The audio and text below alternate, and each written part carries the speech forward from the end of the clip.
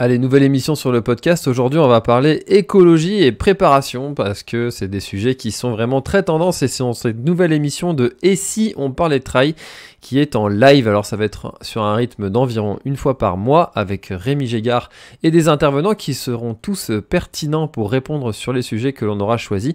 On va forcément choisir des sujets qui sont un petit peu polémiques, un petit peu tendance, un petit peu d'actualité. Aujourd'hui, donc, comme je le disais, on parle écologie sur les trails, on parle aussi de la préparation des coureurs. Est-ce que les coureurs sont de moins en moins bien préparés pour aller sur un ultra? Est-ce qu'ils sont de mieux en mieux préparés? Vous allez savoir toutes ces petites réponses lors de nos discussions. En tout cas, j'espère que vous allez passer un bon épisode. On va apprendre des choses, encore une fois, comme sur tous les épisodes de l'Instant Outdoor. Mais encore une fois, c'est une rediffusion du live qui a eu lieu et que vous pouvez consulter soit sur ma chaîne YouTube La Planète Trail, soit sur Running Mag. Bonne écoute et bon épisode et n'hésitez pas à nous envoyer des sujets que vous aimeriez qu'on traite avec des experts. Bonne écoute! Allez, bonsoir à tous et bienvenue sur cette première émission. Et si on parlait trail, alors ce soir on va parler écologie et mauvaise préparation ou bonne préparation, on ne sait pas, on va voir ça. Alors cette idée de cette nouvelle émission et si on parlait trail, elle est venue de Rémi Gégard qui m'a contacté et qui m'a demandé est-ce que ça te dirait qu'on fasse une petite émission où on va sur des sujets qui sont un peu dérangeants, qui peuvent un petit peu piquer, qui animent un peu l'actualité trailistique. Et puis on fait intervenir des intervenants qui sont pertinents pour répondre à certains sujets et puis aussi toute la communauté du trail qui a aussi un avis à partager. Donc vous, chers spectateurs, n'hésitez pas à interagir. C'est vraiment le principe que chacun puisse interagir et donner son avis, son point de vue. Et on affichera aussi vos commentaires. Vous pouvez même aussi participer à l'émission en étant à l'écran comme ça et puis échanger avec nous. N'hésitez pas à le faire savoir si vous voulez vraiment participer. Alors ce soir, comme je disais, on va parler des contraintes écologiques dans les trails. Est-ce que organiser un trail finalement c'est écologique? Qu'est-ce qu'on peut faire de plus? Qu'est-ce qu'on peut faire de moins? Est-ce que c'est pénible? Est-ce que c'est coûteux? Est-ce que tous les trailers respectent les règles du jeu? Bref, on va parler de tout ça. Ensuite, on va parler de la préparation. Est-ce qu'on est de moins en moins bien préparé pour un ultra? C'est vrai qu'avec tous les trailers qui enchaînent les ultras et qui donnent envie d'aller faire un ultra, et l'ultra, c'est un petit peu le truc à cocher à la machine à café en ce moment. Est-ce que les trailers sont de plus en plus préparés ou finalement de moins en moins préparés? Est-ce qu'on a vraiment tout l'entraînement qu'il faut pour aller faire ces ultras? Et pour répondre à tous ces sujets, eh bien, je suis accompagné de Rémi Gégard, qui est de Running Mag, Éric Lacroix, qui est auteur du livre Trail, qui vient tout juste d'être réédité, et aussi coach, aussi préparateur mental, s'intéresse aussi aux neurosciences, il a beaucoup de casquettes, Éric. Avec aussi Karine Zamuner qui organise 3 trails de Barousse. Donc trail de Barousse, il y a 3 éditions dans l'année avec 3 formats différents. Et enfin Sébastien Guiraud qui est donc le président de Trail Runner Foundation, qui est une organisation qui s'intéresse principalement à l'écologie des événements sportifs. Alors comme je le disais, on va s'intéresser dans un premier temps aux contraintes écologiques dans l'organisation des trails. Et donc, Sébastien, est-ce que finalement, tu trouves que de façon générale, les organisateurs d'événements vont suffisamment loin dans l'écologie ou est-ce qu'il y a encore vraiment beaucoup de chemin à parcourir pour rendre le trail suffisamment éco-responsable? C'est une très bonne question. Déjà, rendre une course écologique, qu'est-ce que c'est? Au départ, et c'est la chose la plus simple, lorsqu'on organise une course, il faut qu'à la fin de l'épreuve, il n'y ait aucun impact, il reste rien, et que limite, le jour d'après, on ne voit pas que la course a été organisée. Donc ça, c'est la première chose. C'est la chose la plus simple à faire, et ça se fait de par déjà la première, l'utilisation d'un balisage qui est réutilisable, c'est-à-dire pendant longtemps sur les courses, on a vu les bombes de peinture sur les arbres, sur les routes, sur les chemins pour guider les coureurs, ou encore l'utilisation de rubalises qu'on récupère quand elle est récupérée et qu'on met à la poubelle. Donc la première des choses, et qui est une chose qui est relativement simple, sachant que nous, lorsqu'une course adhère à Trail Runner Foundation, on lui fournit ce balisage qui est réutilisable, on le fournit à quelques temps avant l'épreuve pour qu'il puisse organiser baliser la course, et on le récupère quelques jours à la fin de l'épreuve, ce qui fait que déjà au niveau de la signalétique, de la rubalise et de ce qui sert vraiment à faire les tracés au départ, il n'y a aucun impact puisqu'il n'y a aucun de ces balisages qui reste sur les lieux de la course, que ce soit en milieu urbain, en milieu périurbain, là où on retrouve beaucoup de déchets, ou en milieu naturel, voire en parc naturel également, comme ça peut être l'occasion également. Et tu vois, moi j'organise le Grand Raid du Finistère et quand j'ai commencé à organiser le trail, je me suis dit, allez, je vais faire ça de façon écologique, je vais pas mettre de bouteilles plastiques, je vais essayer de lancer le covoiturage, on met pas du tout de balisage, c'est des balises GPS, mais est-ce que finalement les balises GPS avec les satellites et puis les balises, ça fait des déchets électroniques, est-ce que je suis encore plus écologique? Finalement, est-ce que la meilleure façon de pas polluer, c'est de ne rien organiser? Ouais, mais là, ça va un peu trop loin, et tout ce qui est raisonnement extrême n'est pas bon, parce que du coup, le matin, on se lève, forcément, le fait de se lever et d'exister a un impact écologique aussi, quoi. Donc, ce qui est sûr, c'est qu'il faut prioriser. Je pense qu'il ne faut pas interdire d'organiser un trail, parce qu'un trail, c'est quoi? C'est une réunion de sportifs, c'est-à-dire c'est une réunion d'individus, peu importe le niveau, qui vont se retrouver sur un parcours et se challenger eux-mêmes, parce que la victoire, c'est pas finir premier, mais chacun a ses petites victoires par rapport à son vécu ou quoi que ce soit, et ça, on peut l'enlever à personne. Le sport reste une école de la vie. Je veux dire, c'est quelque chose qui permet un épanouissement individuel, de repousser les limites, avoir une culture de l'effort, et être actif dans la société d'aujourd'hui et accepter l'effort, c'est quelque chose qui est indispensable. Donc non, il faut surtout pas supprimer les trails ou éviter d'organiser les trails, mais par contre, on peut le faire en déjà ayant l'intention d'avoir le moins d'impact écologique, c'est-à-dire, comme tu l'as dit, ce que tu as fait, c'est-à-dire, bon, tu n'as pas utilisé de balisage, mais je pense que tu as utilisé les balises GPS qui doivent être plus compliquées en tant qu'organisateur à mettre en place, mais il y a rien qui reste sur la course. Après, le covoiturage, c'est génial. Comment ça évolue comment tu vois l'évolution de ça par rapport à quelques années, puisque Trarunner Foundation, ça existe depuis quelques temps maintenant? Depuis 10 ans, ça y est, c'est-à-dire en 2023. Ah oui, d'accord, je pense que c'est moins. Tu vois. 10 ans, en 2013, à Somoulou, dans les Pyrénées-Atlantiques, Nicolas Bernard et Laurent Etchamendi ont lancé l'association sur les bases, en fait, de Surfrider Foundation. Les surfeurs, ils en avaient marre de voir la pollution sur les plages en pratiquant leur sport, qui est même plus qu'un sport. Et c'était pareil pour eux par rapport au trail, de sortir de chez eux, de partir sur les chemins et de voir, c'est toujours la même chose, des bouteilles plastiques, canettes, enfin, tout ce qui est... c'est pas l'alimentation la plus nutritive et la plus biologique que l'on trouve à chaque fois au niveau d'emballage, mais ils en ont eu marre et ils ont dit, plutôt que de rien faire, il y a une idée, autant lancer le truc de manière bénévole, associatif, à but non lucratif, comme c'est toujours aujourd'hui, puis sensibiliser. Et je pense que lorsqu'on commence par soi-même à vouloir un changement et de créer ce changement dans la vie de tous les jours, ça peut que influer sur notre environnement, quoi. Et c'est pas plus contraignant pour l'organisateur? Même si bon, alors, comme on parlait tout à l'heure en off de ChatGPT et le fait de lire un livre, c'est plus contraignant de lire un livre, mais ça apporte beaucoup plus. ChatGPT, c'est la facilité, et notre société aujourd'hui, c'est tout, on veut aller à la facilité, mais la facilité n'apporte pas l'effort qui permet de construire. Là, si je refais le parallèle avec la course à pied, si on fait une course au même rythme tous les jours, on va pas progresser. Mais si on se met un peu de fractionné, c'est dur de faire du fractionné, c'est aller à la contrariété.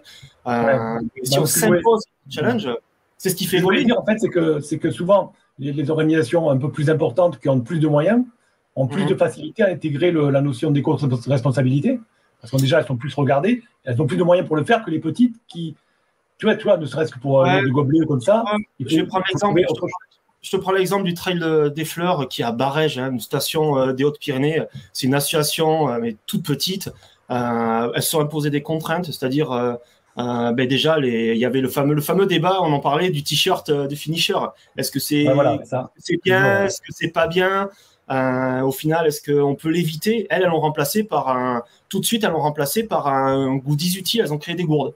Voilà, des gourdes pour éviter de consommer en bouteille de plastique. Donc, il y a ça. On leur a mis à disposition en dépôt-vente des verres, les Eco-Cup, c'est-à-dire elles vendent un stand Eco-Cup obligatoire et en plus, elles le proposent à la vente à un prix dérisoire, quoi. Et pourtant, l'année dernière, on a été en forte canicule avec des des grosses contraintes et de la préfecture qui s'en est mêlée. Qu'est-ce qu'il fallait faire? Il fallait soit pas organiser la course, ou soit, tant pis, on a dû vraiment alimenter avec des bouteilles d'eau, mais pour pouvoir organiser la course. Donc oui, c'est contraignant à toute échelle, et je suis pas sûr que pour les plus gros. Et qui dit plus gros dit forcément beaucoup plus de monde et beaucoup plus de moyens, mais pas forcément des moyens dans le fait de zéro impact, quoi. De toute façon, ce qui fait la force, c'est le bénévolat et c'est les bénévoles, quoi. Tu vois, sur le sujet des t-shirts, Eric, toi qui est à La Réunion, est-ce que tu imagines une diagonale des fous sans le t-shirt j'ai survécu? Ouais, ta question, elle est intéressante, mais c'est vrai que pourquoi pas. Mais je crois que le débat, il faut aussi le contextualiser et je dirais, comme Sébastien l'évoque, c'est-à-dire qu'à un moment donné, il faut bien faire quelque chose.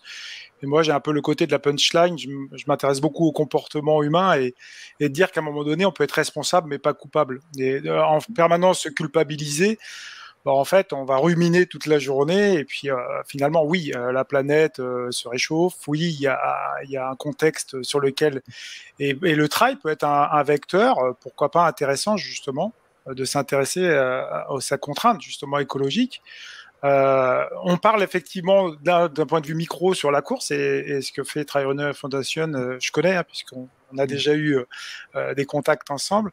Je trouve ça vraiment super parce qu'en fait, il crée aussi des nouvelles habitudes, presque du nudge, c'est-à-dire qu'à un moment donné, c'est de provoquer une bonne décision et de s'habituer, de prendre des routines en fait et des bonnes décisions. C'est finalement, on a souvent des routines qui sont pas forcément conscientes. Sur lesquels on voit pas l'impact. Et je pense que c'est ça aussi, c'est des personnes comme ça qui peuvent aussi apporter des nouveaux éléments dans nos routines et nous faire prendre conscience qu'il y a d'autres moyens. Donc il y a aussi par exemple le côté tu parlais les voitures, le covoiturage, etc. C'est important. C'est-à-dire il y a aussi un impact carbone, des personnes qui vont voir les courses, comment elles se déplacent, etc. C'est énorme aussi. Et on va parler effectivement de la course, du matériel, etc. Mais il y a tout ce qui tourne et c'est global. Et en fait, voilà, c'est aussi l'impact carbone qu'il peut y avoir sur toute une organisation. Donc, mais donc, moi, je pense que c'est important de voir ça. Sur le Grand Raid de La Réunion, on a parlé ces derniers temps de plus en plus, mais pas moi personnellement, mais c'est vrai que c'est sur les réseaux et ça parle pas mal du fait que les gens prennent l'avion pour aller faire la course. Ou l'ITMB, beaucoup de gens viennent de partout dans le monde et l'impact est au niveau environnemental beaucoup plus important que ne serait peut-être du plastique sur les. Tu vois ce que je veux dire? Ça devient difficile après de tout prendre en compte ou de faire des efforts dans un sens et pas dans l'autre. Et c'est difficile d'avoir une solution là-dessus. C'est des décisions que tu vois, si tu prends quelqu'un dans sa vie de tous les jours qui se déplace à vélo, qui va travailler à vélo, qui a vraiment des attitudes éco-responsables dans sa vie de tous les jours, dans son foyer familial, et lui, son objectif, c'est d'aller une fois à La Réunion, faire le Grand Raid de La Réunion. Il va prendre l'avion peut-être une fois pour aller à La Réunion et tu peux pas. Il aura moins d'impact que quelqu'un qui va prendre sa voiture tous les jours pour aller travailler, faire des kilomètres et des kilomètres, etc. Quoi. Donc c'est difficile au final de juger que les cas sont individuels. Chaque cas est particulier, c'est clair que tu peux pas juger, généraliser. C'est pour ça qu'il ne faut pas tout simplement juger. C'est difficile de juger parce que chacun a sa vérité au final. Mais c'est déjà, si on commence à chacun, organisateur, mais même à titre individuel, avoir l'intention d'avoir une démarche éco-responsable et en plus dans une pratique sportive qui est la nôtre, qui est quand même encore plus vertueuse, quoi. L'effort sportif, plus avoir la conscience, une conscience responsable telle qu'elle soit et sociale ou environnementale. Ben c'est super, quoi. Je pense que voilà, c'est déjà commencé par cette petite étincelle, cette intention. Eric, tu parlais de routine, mais nos changements, comme un organisateur de course qui peut être contraignant au départ, comme nous à titre individuel, eh bien en fait cette contrainte devient au final naturelle et le changement aura lieu comme ça. C'est les efforts, les contraintes de chacun petit à petit. Et au final, ça devient naturel. Avec Trail Runner Foundation, on accompagne des écoles, des petits qui organisent des pique-niques zéro déchet, puis après marcher autour d'un lac, ramasser les déchets, etc. Ou avec des conseils municipaux des jeunes, faire autour du village, faire un ramassage de déchets. Moi, je suis surpris de voir cette génération de 10-11 ans, ils connaissent le temps de biodégradabilité des déchets, le tri des déchets, pour eux, c'est complètement naturel. La gestion de l'eau aussi, quoi. Donc, faut pas être trop pessimiste et alarmiste. Bien sûr, c'est anxiogène en ce moment, le climat avec la pénurie d'eau, la sécheresse, comme on disait, le fait de prendre un avion. Mais il y a des jeunes générations, il y a quelque chose qui arrive derrière et ultra positif. Et ça aussi, il faut les encadrer et les aider de manière positive, quoi. Et ça, c'est notre avenir. Donc, ouais, il faut pas aller. Karine, tu vois, il y a une question qui est très intéressante de Trail and Running. Est-ce que rendre un événement plus écologique est un avantage pour attirer les trailers? Est-ce un sujet qui intéresse les trailers aujourd'hui? Est-ce que finalement rendre un trail plus éco-responsable, c'est pas un peu des fois du greenwashing, comme on dit, comme pourraient faire certaines grosses boîtes pour attirer plus de coureurs? Ou finalement, est-ce que c'est vraiment toujours ultra sincère de la part des organisateurs qui veulent avoir cet impact le plus négatif possible?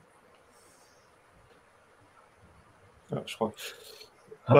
Je crois que Karine a l'action de connexion. Karine, alors qui veut intervenir là-dessus? Je veux bien juste apporter un petit élément, mais c'est vrai que il faut voir aussi, encore une fois, le côté du contexte. Faut pas oublier quand même qu'on fait de la compétition et que c'est du spectacle et que c'est du commerce. Hein. À un moment donné, à ce moment-là, on fait pas de compétition et on va dans la montagne et on va s'entraîner tous les jours et on va travailler pour sa santé. À un moment donné, il y a quand même un côté organiser une compétition, on est responsable et on crée un événement pour que les gens puissent se rassembler. Donc on est là-dessus quand même. Donc il faut quand même qu'on ne l'oublie pas. Il y a des gens qui vont dire je vais faire une compétition d'entraînement ou alors voilà, on va faire la comparaison. Quelle que soit la compétition, à un moment donné, c'est un versant économique, qu'on le veuille ou non. Et après, c'est la manière d'amener ça sur ce versant écologique, effectivement. Mais encore une fois, je dis, moi je veux pas plomber le débat, mais à un moment donné, ce qu'il faut éviter, c'est l'ennui. Les gens, il faut pas qu'ils s'ennuient, il faut qu'ils aient quand même des projets, il faut qu'ils aient un peu d'espoir.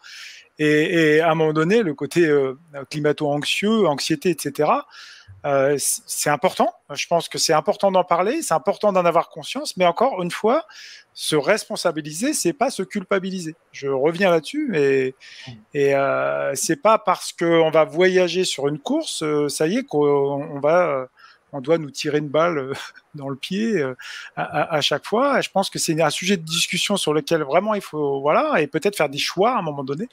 Peut-être une ou deux compétitions dans l'année, à faire des choix dans la planification, en coordination, en concertation avec son entraîneur ou ça. On a retrouvé Karine, je crois. Karine, est-ce que tu veux réagir sur cette question de Trail and Running? Ça connecte mal. Ah ouais, il y a des problèmes de connexion, Karine, je suis désolé. Ouais. On a eu le cas. Pour cette question, on a eu le cas sur le site de Trail Run Foundation, on répertorie les courses qui sont adhérentes. Donc des courses qui sont simplement adhérentes, et on a aussi des courses qui visent le label, c'est-à-dire vraiment un niveau d'exigence un peu plus. Et puis après, on a l'obtention de badges, comme par exemple qui sont organisés en périurbain, etc. Nous, on a eu des coureurs qui ont sélectionné la course justement par rapport à... ils voulaient une course qui soit labellisée ou une course adhérente Trail Run Foundation. Donc, c'est sûr que c'est minime, mais il y en a, quoi. Ça, c'est clair. Mais après, celui qui veut aller à l'UTMB, ira à l'UTMB. Celui qui veut aller au Grand Raid de la Réunion, ira au Grand Raid de la Réunion. Et ça se juge pas, quoi. Ça se comprend, ça c'est clair. Ça se comprend. Mais comme tu dis, tout est bon dans le fait que ce soit modéré. Les excès, c'est jamais bon dans tout, quoi. Mais tout ce qui est modéré est plutôt bien. Ouais, c'est ce que tu évoques, c'est moi je dis oui à la proposition, c'est-à-dire on va travailler même sur du nudge et non à l'injonction en bien permanence. Si tu veux, voilà, qui va dire à un moment donné que tu ne dois pas courir? Qui? Voilà. Enfin, personne ne peut dire. Exactement. C'est quelque chose de personnel. Bien et à un moment donné, le nudge, c'est ça, c'est changer son comportement parce qu'on a pris une conscience. Vraiment, on a pris conscience. Vraiment des réalités, mais on sait très bien qu'à un moment donné, la plus importante des personnes, c'est nous-mêmes. On va pas d'abord penser à nous-mêmes, faut arrêter. On est tous égoïstes et on a tous peur, on est tous anxieux et on a tout ça. Donc à un moment donné, c'est normal d'arriver avec ce côté d'anxiété. C'est justement la nuance, c'est de travailler dans une nuance et peut-être de pouvoir avoir des concertations effectivement. Après, il y a vraiment le versant politique sur lequel, voilà, nous, on est responsable, mais après, il y a vraiment un versant politique qui doit se positionner aussi. Ouais, mais ça, c'est mais le versant politique, c'est dur de le maîtriser, à moins d'être engagé justement dans ce. Mais bon, un choix sportif, c'est déjà bien, et un choix associatif, c'est déjà beaucoup plus abordable pour la plupart des gens plutôt que l'aspect politique, quoi. Ça, c'est clair. Après, ce qui serait intéressant de savoir, c'est où en est-on de l'évolution de cette prise de conscience, tu sais, dans les courses, je parle évidemment, hein, dans les trails, de l'évolution de cette prise de conscience de devoir faire quelque chose pour les responsabilités. Est-ce qu'il y a beaucoup de courses encore qui ne pensent pas du tout, qui organisent parce que voilà, elles organisent et puis elles font le mieux qu'elles peuvent avec leurs moyens, ou est-ce que presque maintenant toutes les courses, la grande majorité vont se dire tiens, on va penser à l'éco-responsabilité et on va essayer de faire ça, ça et ça. Tu vois, est-ce que tu arrives à savoir à peu près? C'est pas possible parce que vu le nombre de courses qu'on a au niveau national, c'est vraiment énorme. Mais ce qui est sûr, c'est que tous les ans, on reçoit de plus en plus de demandes de courses qui veulent adhérer et qui ont une vraie réelle volonté d'avoir une attitude éco-responsable. Ça, c'est clair, quoi. Ça, c'est clair, ça vient par eux-mêmes, quoi. Je veux dire, c'est ce que tu dis, Eric, quoi. Ça vient par soi-même, c'est des prises d'engagement face à soi-même, un déclic un jour dans une vie qui fait que, bon, ben voilà. Il y a des associations qui existent, mais c'est bon dans tout, hein, dans le sport, dans l'humanitaire, dans le social. Ce que je vais le faire, je vais rendre un côté utile. Par exemple, Trail Runner Foundation, c'est courir utile. Je cours, mais en même temps, je peux avoir une conscience, quelque chose d'utile pour la communauté. Rien que notre communauté déjà de trailers, quoi, de pouvoir évoluer dans des sentiers propres, quoi.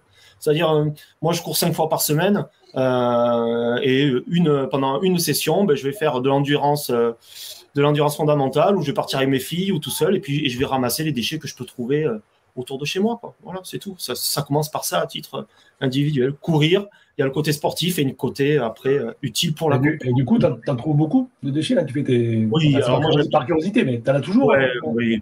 C'est infini en fait. C'est là où il faut, comme tu parlais d'espérance, mais il faut avoir la foi, il faut avoir l'espérance parce que du coup, c'est vrai que sur mon chemin, je veux dire mon tracé typique dans l'agglomération, moi j'habite dans un petit village à Odos, collé à Tarbes, donc c'est une ville moyenne, quoi. Mais vraiment en périurbain, et sur mes parcours, il y aura toujours, tu trouves toujours la même chose. Tout à l'heure, c'était un sac Burger King avec des boissons King. Ça va être des bouteilles de bière, des bouteilles de vin, mais c'est toujours un peu la même chose que tu trouves.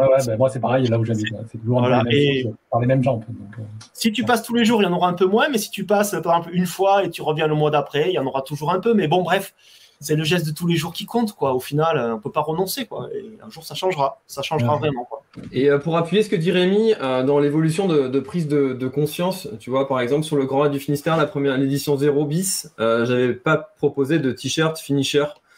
Alors, il y a une solution qui s'appelle Ma Boutique Course qui permet d'offrir, enfin, de faire payer le t-shirt à que ceux qui souhaitent l'avoir finalement. Mais par contre, quand tu fais un sondage après course, est-ce que le t-shirt finisher vous a manqué? Les coureurs ont répondu oui à 60%. Donc ça veut dire que la majorité, si tu fais un débat comme ça, les gens vont dire non, moi j'en ai pas besoin. Nanana. Mais en fait, en réalité, profondément, il manquait un petit lot finisher. Les gens attendent ça. Est-ce que avec Trail Runner Foundation, vous voyez quand même une évolution des prises de conscience ou est-ce que dans les adhésions aussi, il y a peut-être de plus en plus je sais pas comment est la courbe d'adhésion de la part des organisateurs. Comment est-ce que ça se matérialise tout ça? Déjà, pour répondre à ta question, c'est vrai que tu dis 60% des gens, c'est quand même 60%, c'est une majorité, mais c'est quand même pas énorme au final parce que ce qui est en masse, ce qui est normal, c'est ce qui est en masse, mais c'est pas forcément le plus on va dire le plus logique, quoi. Donc, au fur et à mesure, cet état d'esprit va changer. Si on prend ce même sondage, tu le fais d'ici 2 ans, tu en auras moins que 60%, quoi. Mais ta proposition de faire payer le t-shirt finisher, moi, je trouve ça bien parce que derrière chaque coureur, il y a une histoire. Derrière chaque coureur, il y a un challenge. Moi, je me suis mis à courir parce qu'en 2014, j'ai eu un cancer. Je faisais pas du tout de sport et avant de commencer la chimio, l'infirmière m'a dit vous allez voir, c'est un marathon. Je dis, ça tombe bien, j'ai jamais couru, je sais pas ce que c'est un marathon. Et quelques mois après, j'ai eu la chance de guérir et je me suis dit allez, j'étais en surpoids, qu'est-ce qu'il faut que je fasse avec la cortisone et tout, je vais me mettre à courir.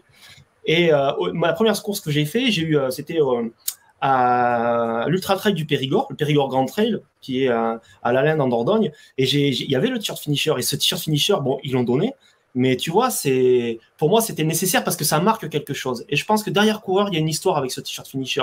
Donc, le proposer, pas forcément, mais en amont, peut-être avec une précommande, savoir ce que vous voulez de t-shirt finisher, tu peux déjà limiter cet impact-là. Et au niveau des courses, par exemple, il y a déjà la médaille bois a beaucoup remplacé le t-shirt finisher. C'est clair. Tout ce qui est gourde, l'éco-cup même, et la médaille en bois a remplacé ce t-shirt finisher, quoi. Mais derrière chaque coureur, il y a une histoire et tu peux pas dire arrêter le t-shirt finisher comme ça, mais il y a des alternatives qui vont permettre ce changement. Si je peux me permettre d'intervenir, moi je crois beaucoup quand même en l'humain et ses capacités d'adaptabilité. Et justement, on est dans un paradoxe où l'humain, il est câblé, son cerveau, pour la survie. D'accord ? Donc en fait, en permanence, il doit s'adapter. Mais d'un autre côté, la survie, elle part du système de la récompense. Notre système de la récompense, il est super. C'est-à-dire qu'on doit vivre on est prédictif, on doit vivre de rêves, de choses à avoir. Donc un t-shirt, c'est quelque chose à aller chercher, une médaille, une course. Et il y a un gros paradoxe, en fait, sur se dire qu'à un moment donné, on va tout stopper et on va tomber dans quelque chose, finalement, un peu une sorte de marasme. C'est hyper difficile, en fait. On ne peut pas dire, dans le comportement humain, vous allez tout stopper. Par contre, moi, je crois quand même, il y a des prises de conscience, je le disais tout à l'heure. Par exemple, le réchauffement climatique, nous, on travaille, on a une entreprise, là, une start-up qu'on a montée, qui s'appelle Éruption. On fait des choses sur la chaleur. C'est vrai que les températures, elles élèvent. Est-ce que le comportement, quand on va courir dans la chaleur, ça va changer les choses ? Ça va être intéressant parce que peut-être qu'à 50 degrés, on pourra peut-être plus courir aussi. Hein. C'est comme on dit en temps de guerre, on ne fait pas du jogging. À des fortes chaleurs, on pourra peut-être plus courir. Donc, il y aura ça aussi qui va arriver. C'est ça aussi. Il faut ouvrir un peu le champ des intersections des différentes sciences et des différentes connaissances et pas se cantonner des fois à se dire oui, c'est le système de récompense. Il n'y a pas que ça. Je crois qu'aussi, il faut ouvrir des champs. Il y a l'humain, il y a beaucoup de créativité. On est capable quand même de sortir peut-être des nouveaux concepts, des nouvelles choses, justement pour y réfléchir. Et sortir un petit peu de ce marasme, de dire lui, il va à une course, il prend l'avion et c'est pas bien, il est puni, quoi. Non, c'est voilà. Moi, je trouve pas ça correct, quoi. Enfin, non, c'est pas bien. Non, mais il faut surtout pas rentrer dans ça, quoi. C'est-à-dire, l'humain est le problème, mais il est aussi la solution. C'est ça. C'est clair.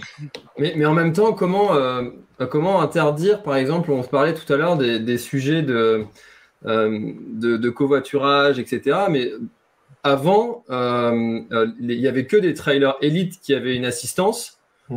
Aujourd'hui, le trailer que je suis, moyen, il a son assistance.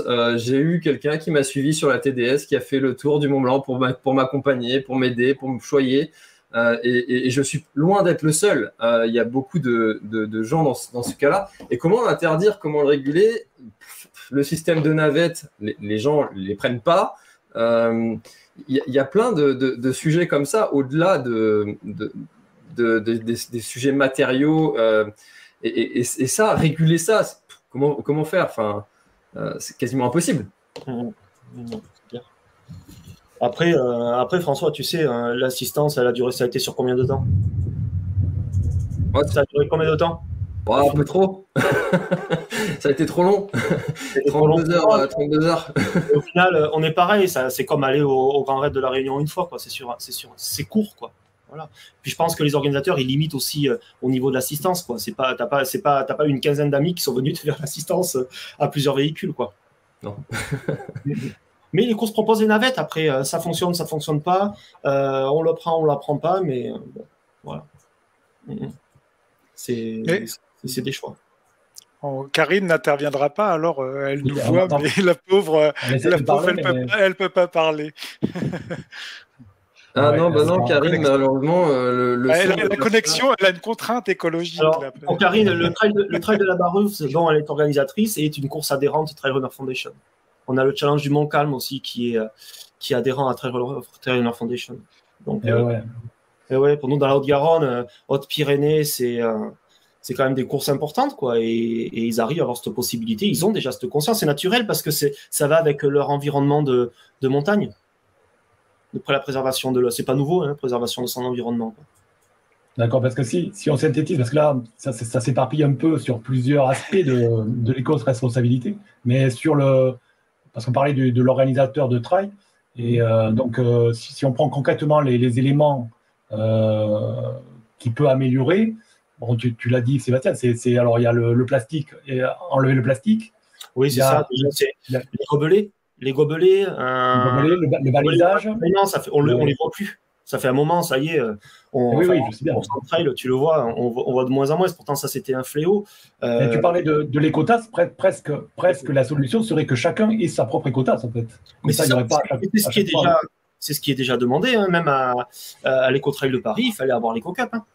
Ben voilà, c'est que chacun a la sienne et qu'il garde à vie. Et voilà, quoi. Bien sûr, ça fait un beau souvenir aussi. Ouais, voilà, ça fait un beau souvenir aussi. Non, l'éco-cup, ben voilà, exactement. Bon, après, c'est ça, on a dit le t-shirt, l'éco-tasse, les goodies, bon, n'en parlons pas de gadgets, pas de. Non, après, en tant que tel, sur la course, c'est ça, c'est le balisage, ça va être limiter les plastiques, les ravitaillements. Alors, on a beaucoup de ravitaillements avec, au final, on retrouve des produits frais, des produits locaux.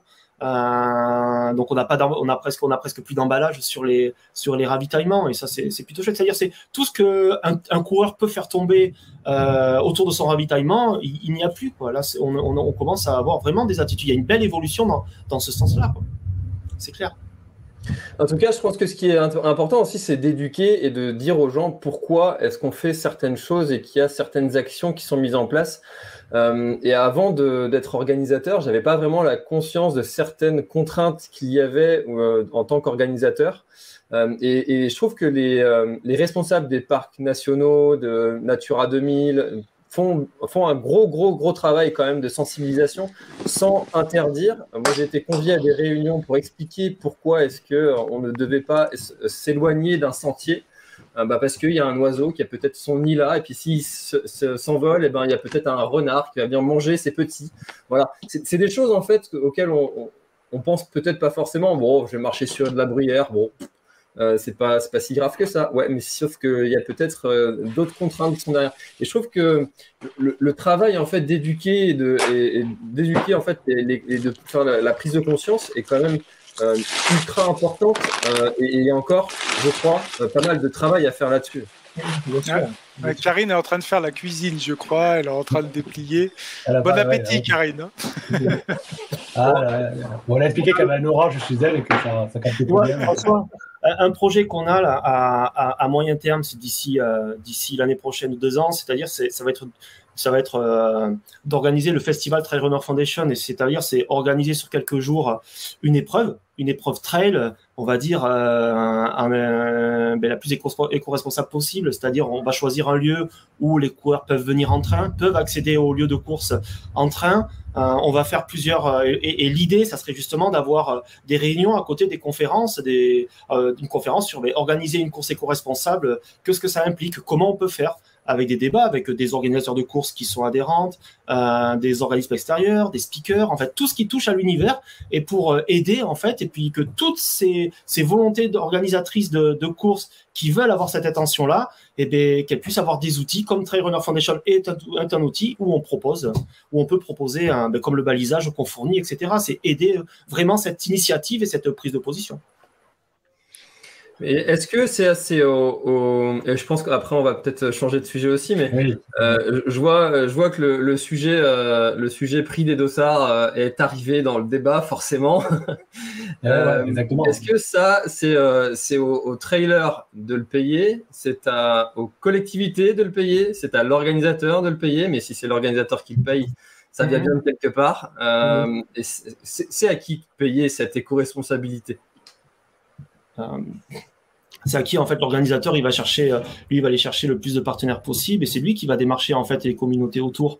C'est toujours pareil, tu vas acheter un t-shirt, tu t'achètes quoi comme t-shirt? Tu vas acheter un t-shirt qui est pas cher au final, et c'est-à-dire tu vas en acheter plus parce que la qualité est moindre, ou tu vas acheter un t-shirt fait par une marque qui utilise du matériel de qualité et en plus qui a été sourcé, qui est éco-responsable. Cette démarche-là, tu peux l'avoir exactement dans le trail. Tu vas aller faire une course, tu vas peut-être en faire moins, mais si tu as envie d'avoir une démarche éco-responsable, tu vas peut-être payer un peu plus cher ton inscription, mais tu en feras peut-être moins aussi, quoi. Tu vois, c'est valable dans tous nos choix de vie de tous les jours, quoi. Et pareil pour courir, quoi. Je pense qu'il y a quand même un problème aussi. Il faut revenir aussi au problème de volumétrie. Je veux dire, aller aux États-Unis, dites-moi le nombre de concurrents qu'il y a, quoi. Et regardez par rapport à la métropole. Voilà, il y a un choix aussi qui est fait. Par exemple, aux États-Unis, c'est des courses. Allez voir à la Western State, ils sont 400. Donc, et c'est un choix. Il y a une grosse loterie pour rentrer. Nous, à La Réunion, c'est 2500. Ouais, et on va dire, allez. 7000, plus de 7000 sur toutes les courses.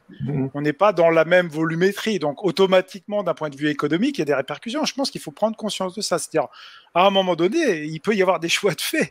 Les États-Unis, eux, ils disent on fait 400. Donc, voilà, on va pas faire beaucoup de t-shirts, on va faire de la qualité, on va s'attarder. Voilà, mais par contre, on va mettre beaucoup de personnes.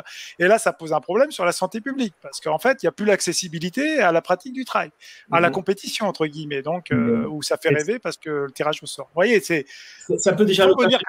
Je veux dire, il y a des courses en une demi-journée. Les courses, t'as plus de billets, quoi. Tu peux plus t'inscrire, quoi.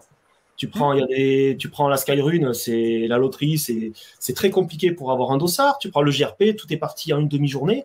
C'est le cas ici aussi sur les gros événements, quoi. C'est clair que c'est quand même limité. En Europe, en plus, surtout en France, je veux dire que le trail, la course en montagne a le vent dans le dos. Il y a beaucoup de personnes qui se sont mis à courir. Le Covid a aidé aussi. L'après-Covid, où les gens, ils sont découverts que travailler. On peut avoir un loisir, une activité sportive. Ça fait que, en fait, on est limité, quoi. Tu parlais des parcs nationaux. Les parcs nationaux imposent une inscription, un nombre d'inscriptions limité. Ouais, aux États-Unis, c'est comme ça. Les parcs sont très stricts sur ça. Même en France, ouais. Même en France, et dans certains parcs nationaux, tu n'as pas le droit d'utiliser les bâtons parce que chaque trailer qui passe, même 300 trailers qui passent avec les bâtons. À La Réunion, par exemple, le parc national, c'est un parc national. Bien sûr, on a le cas dans les Pyrénées aussi. Voilà. Tout à fait. Après, c'est comme le commentaire de Mister Elaf, c'est ça. De toute façon, tout est de prise individuelle, de choix individuel, quoi. Voilà. Oui, après, on pourrait imaginer, pour répondre aux commentaires, justement, des inscriptions à plusieurs tarifs, à plusieurs, tu vois, tu aurais le choix de tel prix pour avoir rien, ou... Après, ça ne va pas résoudre le problème de l'éco-responsabilité, mais petit à petit, on y arrive. C'est-à-dire, tu en as qui ont prévu déjà une grande course à Toulouse cette année, propose le t-shirt, comme tu disais tout à l'heure, François, en plus, quoi. Tu l'achètes en plus si tu le veux. Ouais, c'est une bonne. Ouais. Mais après, moi, je suis pour le grand raid des riches. Le mec qui vient en hélico sur la ligne de départ, et il a majordome à Sillaos. Moi, je suis pour ça, quoi. Je vote. Mais après, si tu veux acheter le t-shirt J'ai survécu, il faut le prévoir. Si, il l'a fait quand même, mais il avait quand même une grosse assistance, quoi. Après, il ne faut pas oublier l'essentiel. L'essentiel, c'est partir sur une course et arriver en ayant donné le meilleur de soi-même. C'est ce qui nous anime. Au final, au-delà du t-shirt finisher, quoi. Ouais, mais après, tu vois, le t-shirt, pour reprendre ce que tu disais, Sébastien, c'est vrai que ça n'a pas le même impact pour chaque individu, quoi. Il y a des t-shirts qui sont plus importants pour d'autres, tu vois, et chaque t-shirt n'est pas la même importance non plus. Et puis, si tu as un trailer qui court tous les dimanches, si tu as 50 t-shirts, c'est vrai que ça devient ridicule, presque. Si tu en fais un dans ta vie et que tu n'as pas ton t-shirt parce que tu veux le souvenir, bon, voilà, chaque cas est particulier, donc c'est pas évident de généraliser. Une casquette verte à ce moment-là, quand tu fais tes courses. Ah non. Non, mais c'est toujours le t-shirt, il en a marre.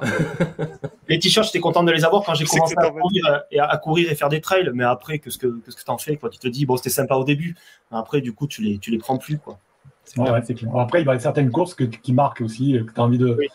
C'est un souvenir, mais après, voilà, tu peux avoir autre chose comme souvenir aussi, hein. C'est pas lié au t-shirt. Non, je suis d'accord. Mais il y a tellement de choses à faire, je veux dire, à évoluer.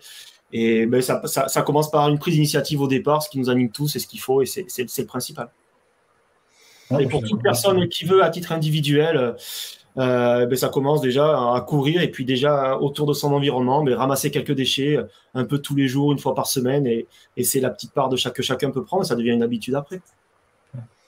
La nuit est tombée chez toi. Ouais, c'était clair tout à l'heure et là c'est.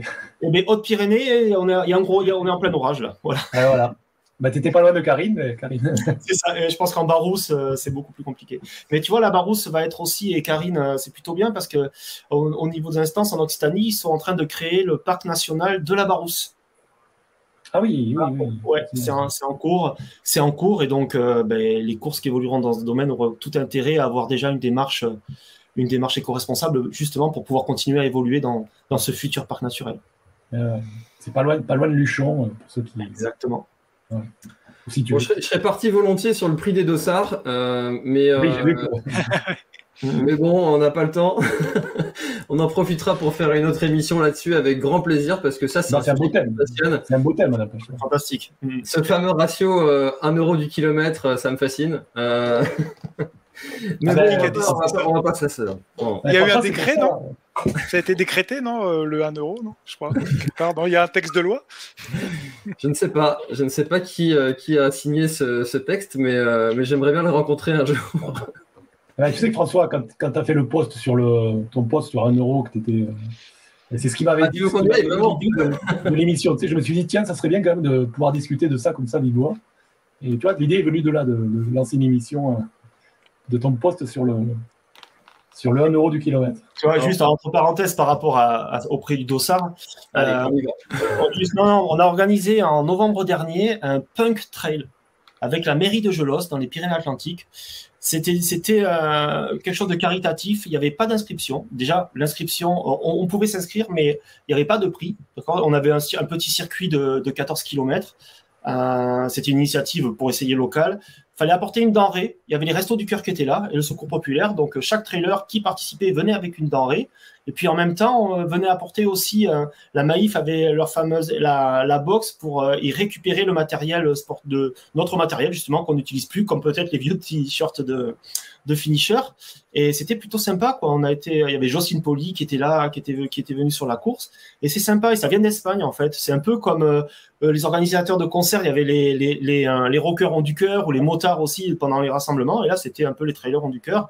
Alors, il y a eu un trail qui a été organisé sans chrono. Il y avait un parcours où on pouvait ramasser, où on a collecté des déchets sur ce parcours et en même temps, on a fourni une denrée pour des associations et du vieux matériel sportif, quoi. Donc ça vient d'Espagne et c'est plutôt pas mal aussi. Comme quoi, il y a des belles choses qui se font et il faut s'inspirer de ce qui se fait aussi ailleurs. Non, mon propos sur le prix du dossard du kilomètre, c'était de ne pas comparer deux événements qui n'ont juste rien à voir. Et ce serait comme comparer le concert de Coldplay qui fait 1h30 et le concert de 3 Gugus du lycée qui fait aussi 1h30. Oui, et de dire, ils font tous les deux 1h30, donc ils sont tous les deux au même prix. Et de comparer le prix à une expérience globale plutôt que juste à un seul paramètre qui est du coup pour le coup le prix du kilomètre. Mmh. Si tu as des animations, des systèmes pour garder tes enfants, des facilités, des low finishers, des facilités pour te garer, pour te loger, pour plein de choses comme ça qui sont en plus de ton événement et que en plus tu passes un bon moment qui est bien organisé de bout en bout, je trouve ça normal de payer plus cher que si tu n'as pas tous ces services annexes. Mais par contre, du coup, si tu as pas tous ces services annexes, et ben c'est aussi là qu'il faut râler pour le coup parce que la course serait trop chère par rapport à tous les services qu'elle offre. Ouais. C'était ça en parler sur ce sujet-là. Non, parce que moi j'étais pas trop d'accord en fait sur la base même un peu de la philosophie du trail par rapport à ça. C'est-à-dire que finalement, quand tu as dit ça, que tu as posé ce débat-là, après, le trail, ça reste quand même courir dans la nature, tu vois, une course ou pas, enfin, avec un chrono ou pas. Mais tu vois, toi, tu rajoutes toutes les choses qui sont autour du trail. Mais quand même, le trail, ça reste, tu vois, une course de trail, c'est une petite course, tu peux te faire plaisir, courir dans la nature. C'est une compétition quand même. Et tu vois, dans un beau décor, et puis voilà, c'est la base même du mot trail. Donc, dans la philosophie même du mot, de la notion de trail, je trouvais que tu t'éloignais un peu de cette notion-là. Mais bon, après. Tu vois, par exemple, je vais prendre l'exemple de l'Urban Trail de Brest. C'est un trail, ça? Urban Trail. Mais déjà, Urban et Trail, c'est un oxymore. Hein. Je suis sûr qu'il y a d'autres trails qui font la même chose, mais je ne les connais pas encore et parce qu'ils ne m'ont pas sollicité pour animer leur conférence. C'est pour ça que je ne les connais pas. En fait, j'ai été sollicité par l'Urban Trail pour animer 4 conférences gratuites, dont une avec Guillaume Millet, ton ami Eric. gratuite, 4 conférences qui apportaient de la valeur à tous les coureurs. Il y avait un système de garde des enfants pour tous les parents qui n'avaient pas d'autre système. Il y avait des courses enfants qui étaient gratuites. Il y avait plein d'autres choses comme ça gratuites. Et c'est que des choses qui sont positives, des courses enfants, des conférences. Et forcément, en fait, le prix d'inscription était plus cher que d'autres courses qui font le même nombre de kilomètres dans la région. Et c'est ça mon problème. J'ai bien compris ton discours. Hein. C'était plus moi, je le rattachais plus à la philosophie de base du trail, tu vois, qui est juste une course dans la nature. Mais je comprends tout à fait. C'est sûr que si autour, tu organises un concert de U2 et tu peux, je sais pas, faire une course de voiture en même temps et tu peux faire plein de trucs à la fois. C'est sûr que ça a coûté plus cher, mais bon, c'était. N'oublions pas quand même la base de pourquoi on court, et tu vois, peut-être qu'il n'y a pas besoin d'avoir tous les trucs.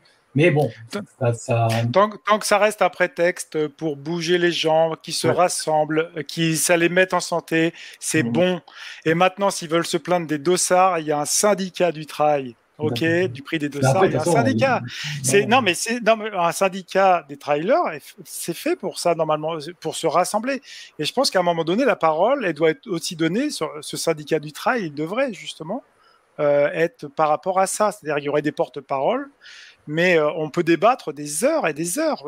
Les courses sont tellement disparates. Et pour moi, il ne faut pas critiquer la compétition parce que chaque compétition, l'Urban Trail de Brest, ça fait bouger plein de gens et ça a rendu heureux plein de personnes. Et les gens, ils y vont, et tout, donc c'est bon. Qu'on parle d'Urban Trail ou de course, moi je m'en fous. Du moment que les gens ils sont heureux et ils se mettent à bouger, la comparaison elle tue en permanence en fait. Et là on est sur du local, du micro local. Et c'est important aussi d'évoquer ça. Je pense que le syndicat du trail devrait se pencher sur le prix des dossards. Voilà. Après, François, tu disais, tu vois, on parle d'un dossard plus cher, un prix plus cher, mais en fait, non, c'est le mot cher, c'est au niveau de la sémantique, c'est-à-dire, oui, le prix est plus élevé, mais si tu as une prestation qui est à hauteur du prix qui est donné, c'est pas cher au final, puisque ça vaut en fait la prestation et le prix. Tu peux avoir des courses qui vont être dans un prix qui est beaucoup moins cher, où là tu vas être vraiment déçu, tu vas même au niveau de balisage, de signaleur ou quoi, tu vas partir dans un mauvais endroit, etc. Et là, ton inscription t'aura coûté pas ce que tu attendais, c'est déjà de finir ta course, quoi. Donc c'est pas, comme tu dis Eric, tu peux pas comparer, c'est impossible. C'est-à-dire tu as un prix avec une prestation. Si tu estimes que le prix, toi, vaut la prestation, alors c'est pas cher. C'est ça. C'est exactement mon propos. C'est toujours pareil. C'est peut-être les prix élevés, c'est pas accessible à tout le monde. On peut pas pénaliser non plus.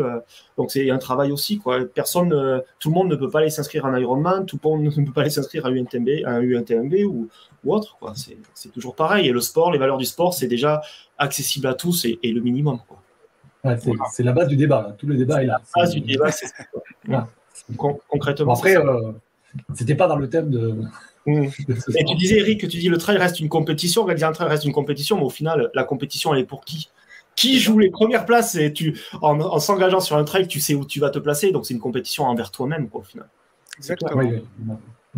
On est bien d'accord, parce que on n'a pas tous les mêmes moteurs. Tu peux t'entraîner 5 fois par semaine, 7 fois par semaine, tu pourras peut-être pas rivaliser avec le copain qui, lui, s'entraîne 1 fois par semaine, mais qui a des qualités biologiques hors normes. C'est clair. Ah ouais, les mobiles pour s'engager sont différents. Et ça va peut-être rejoindre ton prochain débat. Eh bien justement, transition parfaite. Je t'ai fait la transition. C'est génial. Alors, l'équipe de stock, on va la garder. Vous êtes donc, notre prochain sujet, c'était sommes-nous de moins en moins bien préparés pour un ultra, on peut même dire pour une course en général. Ça vient, ce sujet-là, un petit peu avec notre actu perso, Rémi, hein. Personnellement, j'ai vécu mon premier abandon récemment. Rémi, toi aussi, tu m'as dit avoir eu une petite surprise. Donc, est-ce que les coureurs vont comme ça un petit peu la fleur au fusil sur des courses, ou finalement c'est l'inverse? À ton avis, Eric, je pense que je peux te permettre de te lancer là-dessus. Ouais, alors déjà, c'est la question, est-ce que les coureurs moins préparés payent des dossards plus chers? Ça, c'est vraiment, là, on regroupe. Non, en fait, c'est quoi un coureur moins préparé? C'est ça, il faudrait le définir, parce que si on part du principe, il faudrait peut-être faire une analyse et aussi des statistiques, de dire c'est quoi un coureur moins préparé, en sachant que finalement le trail et surtout l'ultra, c'est une distance à laquelle on s'engage, on n'est pas sûr d'arriver.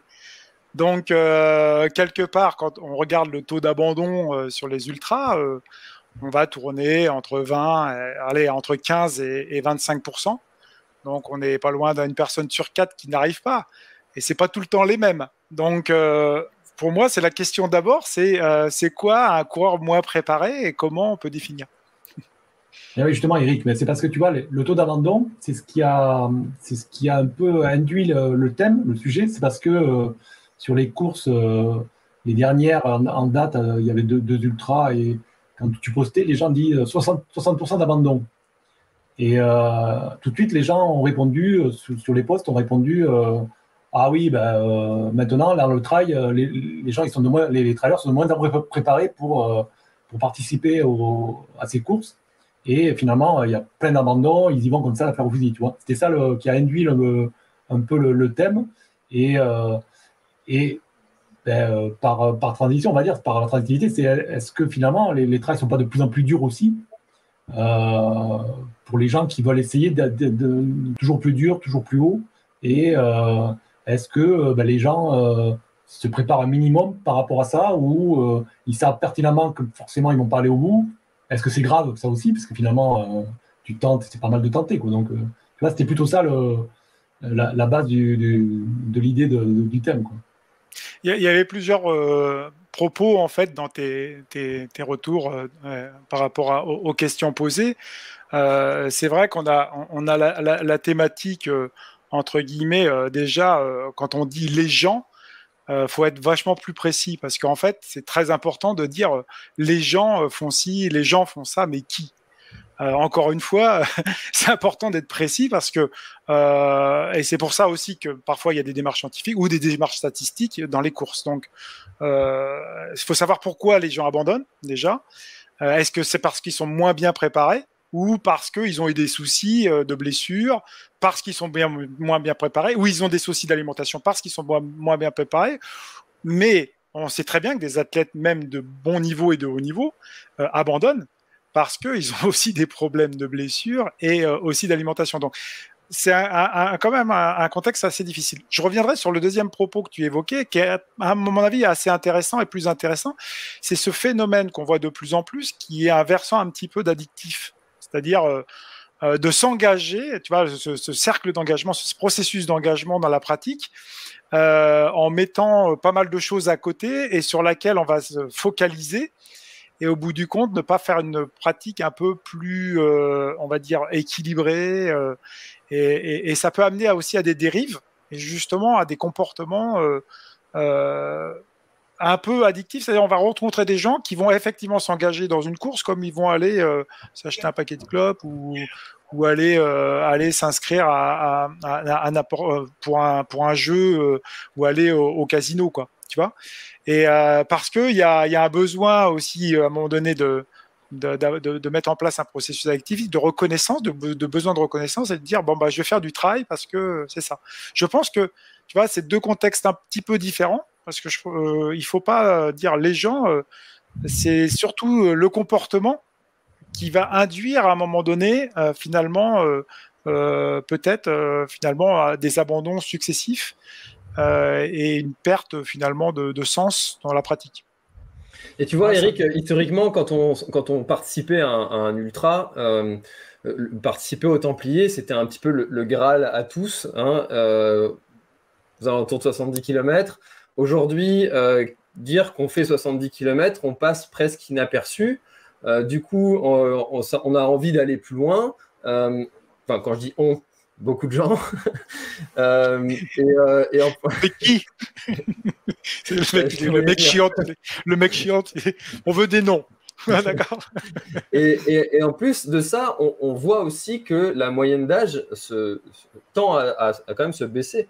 Avant, tu partais faire un marathon, un trail comme les Templiers, c'était vraiment un Graal, c'était une fin de carrière, quoi. Aujourd'hui, tu vas voir des gens de 18 ans. Moi, j'ai reçu sur mon podcast quelqu'un qui a fait la Swiss Peak 360 à 22 ans. Enfin, voilà, en termes de préparation, là aussi, on peut se poser des questions. Est-ce qu'on a envie ou est-ce que c'est raisonnable d'aller aussi faire ces distances-là si jeune? Ouais, c'est une vaste question et un vaste débat. Et encore une fois, c'est un peu comme tout à l'heure dans le débat, c'est un grand paradoxe parce qu'en fait, de faire de pratique de l'ultra-trail, du trail, etc., bah, c'est bien parce qu'au moins les gens ont une addiction, on va dire, ou une pratique d'usage déjà. Avant d'une addiction, c'est une pratique d'usage qui est saine. Fumer des paquets de clopes, boire de l'alcool toute la journée ou prendre de la drogue, c'est pas ça. D'accord? On sait que c'est une addiction qui est pas bonne. Par contre, est-ce qu'on peut se poser la question qu'on peut se poser, est-ce que le trail est une bonne addiction? C'est la question qu'on peut poser là, parce qu'en fait, mauvaise ou bonne préparation, on s'en fout en fait. On s'en fout.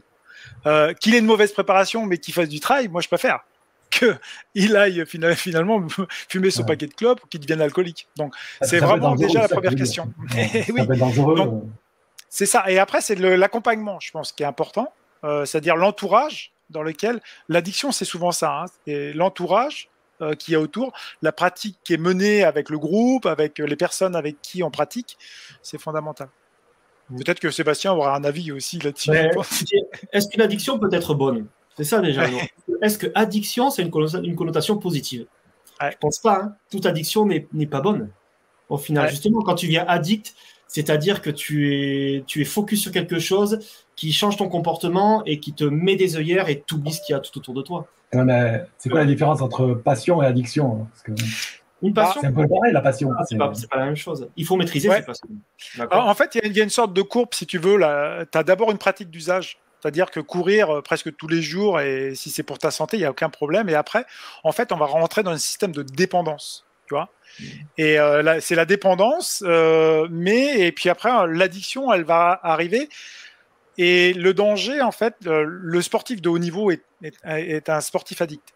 D'accord ? Il est obligé, parce que pour faire 20 ou 30 heures, il est obligé d'être addict, sincèrement. Mais après, il y a un degré de douleur et de souffrance qui est consenti ou non. Et c'est là le degré, c'est-à-dire que quand la souffrance elle est plus consentie, l'addiction devient dangereuse. C'est-à-dire que c'est finalement quelque chose qui n'est même plus consenti, c'est-à-dire que je vais mettre le bleu de travail et je vais aller faire des kilomètres et je suis blessé, j'y vais. J'ai mon mariage là, j'y vais. J'ai la naissance de ma fille, j'y vais. Ça, c'est une véritable addiction, c'est-à-dire que l'entourage en souffre. Et ça, la vraie addiction. Et l'addiction, c'est là la question. L'addiction, tu as perdu les rênes, tu maîtrises plus. Il y a plus de logique, il y a plus toi. Tandis que la passion, tu peux la tempérer. On peut tous tempérer nos passions. Mais l'addiction, c'est même plus toi qui prends la décision. C'est plus fort que toi. Quoi. C'est dans l'étymologie addict, quoi. Et là, on est dans le cœur du débat, hein, Rémi. Hein. Je te rassure et François, on vous rassure, parce que mauvaise ou bonne préparation, on est en plein dedans. On est en plein dedans parce qu'en fait, une mauvaise préparation, elle peut être pas forcément une question de niveau. Et c'est une question de pratique. Parce que quelqu'un qui va y aller pour un besoin de reconnaissance, il peut quand même avoir un bon niveau, mais avoir une mauvaise préparation. Parce qu'il va continuer à courir blessé. Il va continuer malgré les signaux d'alarme, etc. Et je pense que là, c'est sûr qu'il va abandonner. Il construit son échec, en fait. C'est ça que... Mais alors, Eric, est-ce que tu penses qu'un coureur, pour rebondir juste à ce que tu viens de dire, un coureur qui est mal préparé est au final un coureur qui ne se connaît pas? C'est un peu ça, oui. C'est justement la pratique et je pense qu'on a autour de la table ronde des passionnés de la pratique. Rémi, ça fait un bail qui court et il connaît bien le milieu. Il l'a vécu, même le Grand Raid dans les années où certains n'avaient pas encore la couche. Et François connaît aussi bien. Mais c'est vrai que ce que tu évoques, c'est la préparation, elle est liée en fait à la compréhension. Quand on rentre dans une discipline, ce qui est important, c'est de comprendre ce qu'on fait. Et je pense qu'à un moment donné, toutes nos générations ont vécu à aller lire les magazines, à s'intéresser à des émissions, à des podcasts, pour comprendre. Sinon, en fait, tu as une pratique un peu lobotomisée. Et au bout du compte, c'est uniquement aller chercher le circuit de la récompense. Tu vois ? C'est-à-dire, je vais m'entraîner parce qu'il faut que je m'entraîne. On entend des fois. Hein.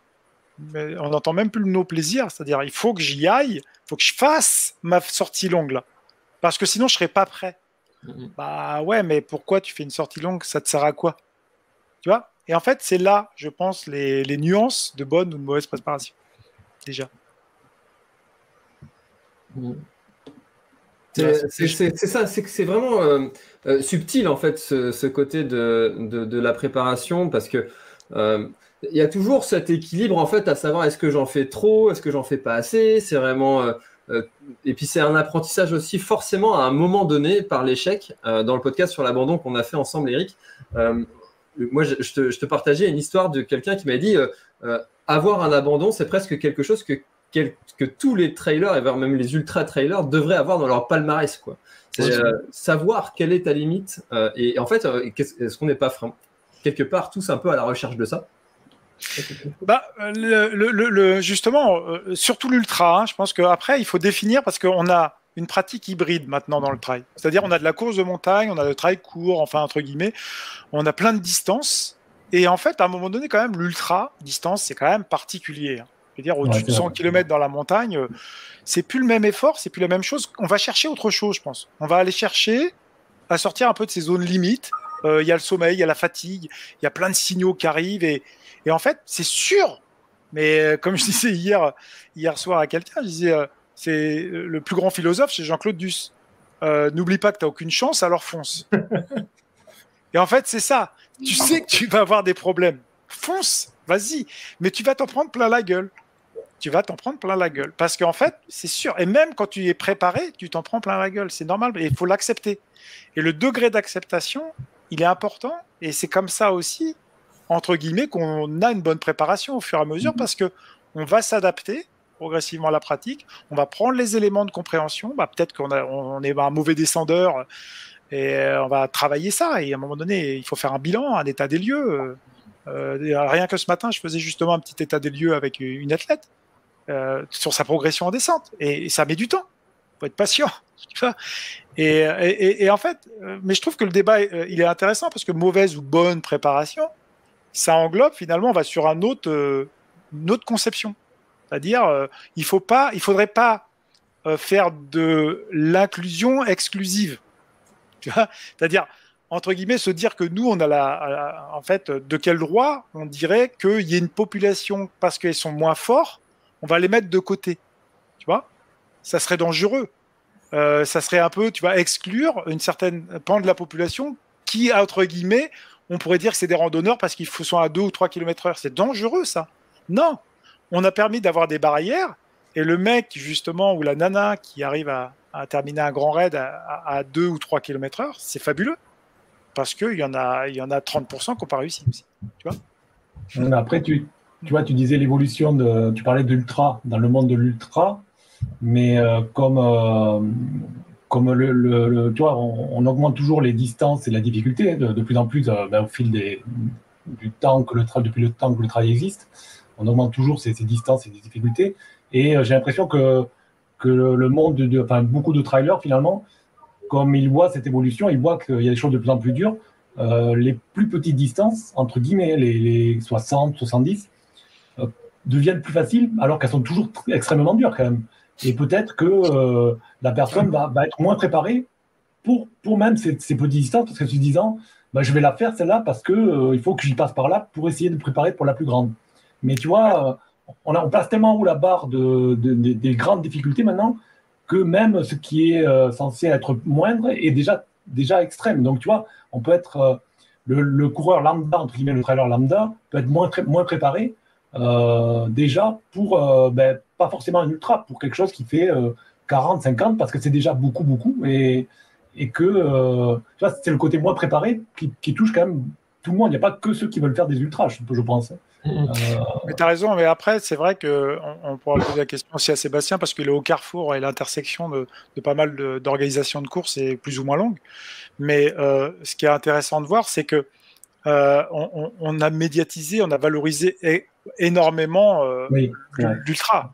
L'UTMB, c'est la course, quoi. Le Grand Raid, c'est la course. On parle du Grand Raid, l'UTMB, mais les autres courses, elles sont venues se greffer derrière. Mais au départ, on est parti de l'extrême. et de l'extrême de masse. D'accord, on est parti sur une extrême de masse et après on a greffé d'autres courses pour dire que finalement vous allez accéder aussi à l'extrême progressivement. Mais le problème, c'est que tu vois, par exemple, il y a des gens qui vont faire la mascarène, ils vont dire, tu leur poses la question, ils disent, ah ouais, mais moi je fais que la petite course.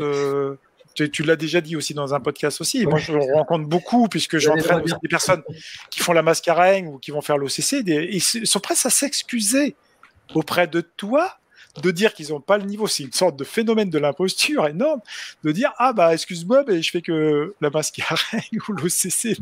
Ouais, mais avec tout ce que tu t'entraînes et le potentiel que tu as, c'est merveilleux. C'est fabuleux ce que tu arrives à faire. Tu vois ? Et il faut replacer un petit peu ce contexte-là. Je pense. Peut-être Sébastien a peut-être un avis. Ouais, là c'est l'avis. Difficile d'avoir un avis parce qu'au final, moi j'aime bien ce que tu disais, Rémi, mais j'ai jamais fait de 10 km sur route parce que pour moi c'est quelque chose que je trouve insurmontable. J'ai l'impression que toute distance est un sport à part entière. Chaque distance est un sport différent au final, quoi. Et c'est vrai qu'à l'heure d'aujourd'hui, c'est cool de faire du trail, c'est cool de faire des Ironman, ça fait bien sur nos pages Instagram, etc. Alors au final, c'est vrai que la communication, l'image, les influenceurs, on a envie de tous ressembler à Kylian Jornet, on a envie de tous ressembler à Rémi Gégard, on a envie de ressembler à François aussi, mais est-ce qu'on a tous les capacités pour, quoi, au final? C'est ce qui est compliqué. Et c'est vrai qu'à l'heure d'aujourd'hui, tu vois, je discutais avec les gens, les contrôles de Paris, vous faites le combien? Je fais que le 10. Je fais, mais non, mais le 10 peut être un 130 pour une personne, quoi. Je veux dire, on n'a pas tous le même organisme, on n'a pas tous le même niveau, on n'a pas tous les mêmes conditions, les mêmes vies. C'est difficile et c'est vrai qu'on a tendance à banaliser les petites distances, alors que non, une petite distance est un sport à part entière, quoi. Je veux dire, putain, plus la course est petite, mais plus le rythme est élevé, je trouve. C'est incroyable, quoi, si on veut performer. Tandis que sur un ultra, c'est un autre sport, le rythme va être beaucoup plus bas, etc. À part peut-être pour des élites, mais c'est quoi? C'est des extraterrestres, ces hommes-là. Donc oui, aujourd'hui, malheureusement, on banalise et c'est vrai qu'on retrouve des courses de plus en plus. On a la Pika Pika, ici dans le sud-ouest, c'est vraiment des grosses courses de montagnards avec un ratio distance et de dénivelé qui est énorme.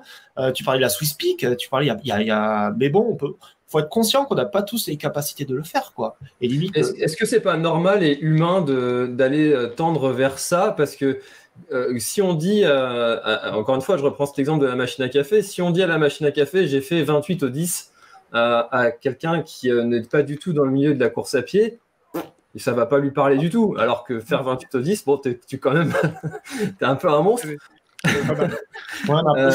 C'est toujours pareil, on fait les choses pour la machine à café, pour les autres.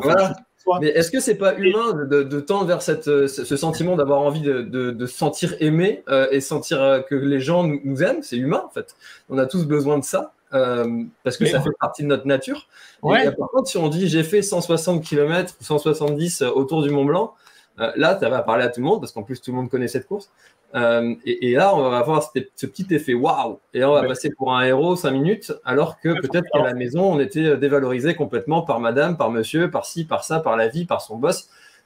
Et qu'on a besoin de ça et envie. Est-ce que c'est pas forcément un peu humain? Je vais chercher un peu sur ce terrain-là. Ouais, alors moi, il y a un mot en 3 lettres, hein, c'est l'ego. C'est toujours pareil, pourquoi on fait les choses, l'ego. Tu prends un jeune fou avec un gros ego et puis il va avancer dans la vie, puis cet ego va disparaître, quoi, tout simplement. C'est toujours pareil, on court pour soi. C'est connais-toi toi-même et puis après, tu pourras faire ce que tu peux faire par rapport à tes capacités et toi seul sais les efforts que tu fais.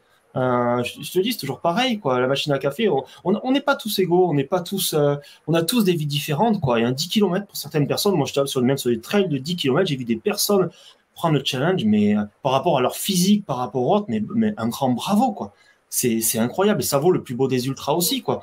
Donc au final, faut pas généraliser chaque vie particulière et c'est l'ego. Pourquoi on fait les choses? Pourquoi on va sur Strava? Pourquoi on utilise les réseaux sociaux? Pourquoi on court, tout simplement? C'est toujours pareil, quoi. L'ego. Moi, je dirais plus, je dirais plus une société, tu vois, qui n'est pas forcément égalitaire, mais qui peut proposer à chercher son potentiel, entre guillemets. Alors, le talent, il y avait un bouquin qui venait de sortir, Le talent est une fiction. Mais je crois qu'il y a plusieurs mobiles et de motivations qu'on a en nous. Il y a des gens, ça va être de la résilience, tu vois, d'aller faire une course parce que il y a vraiment ce désir de résilience, de combattre quelque chose. On l'a évoqué tout à l'heure, et tu l'as évoqué, Sébastien, d'ailleurs, tu en fais partie. Et d'autres qui vont être peut-être sur le côté du contemplatif ou de sentiment d'appartenance plus avec les autres et d'aller dans la montagne. Le versant écologique va peut-être plus les toucher. Puis quand d'autres, ça va être la performance, c'est-à-dire vraiment le côté guerrier, tu vois, du gène du guerrier peut-être. Il existe peut-être. Et je pense qu'il faut respecter aussi ces possibilités multiples. Et si on les respecte pas, finalement, on ferait un modèle où tout le monde serait les mêmes. Et ça, on se ferait chier en fait. Tu vois, on se ferait chier. Si tout le monde demain est aussi fort, à le même niveau, est-ce qu'on serait pas chier? Dans le sport ou dans autre, c'est la différence qui fait et la complémentarité et qui fait l'harmonie, quoi, de le vivre ensemble tout simplement. Et c'est aussi ça. Les autres nous poussent. Voilà. Les autres nous poussent aussi à être meilleurs. Faisons les choses pour soi-même.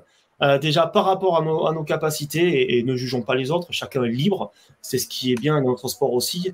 Et après, chacun par contre, a connaissance de soi pour se préparer pour ses objectifs, quoi. Et l'abandon fait partie de la réussite, ça c'est clair et net. L'abandon fait partie de la réussite. Faut en parler à Françoise. Quelqu'un qui n'a pas abandonné n'a pas... La planète VTT en ce moment, Eric. Je les charrie, là. Je regarde s'il a progressé un peu. Et ça va, il sourit. C'est bon déjà. Ah oui. C'est qu'il pense à bien. L'abandon fera partie de la victoire, quoi. C'est clair. Tu y penseras dans ton prochain succès. Tu dis, j'ai bien fait d'être passé par là. C'est sûr. On va mettre un peu de temps avec le prochain objectif pour mieux le préparer. En tout cas, c'est vers ça qu'il faut tendre personnellement. C'est vraiment ça. Quand tu n'abandonnes jamais pendant 8 ans de pratique, tu te sens peut-être parfois aussi un peu insurmontable.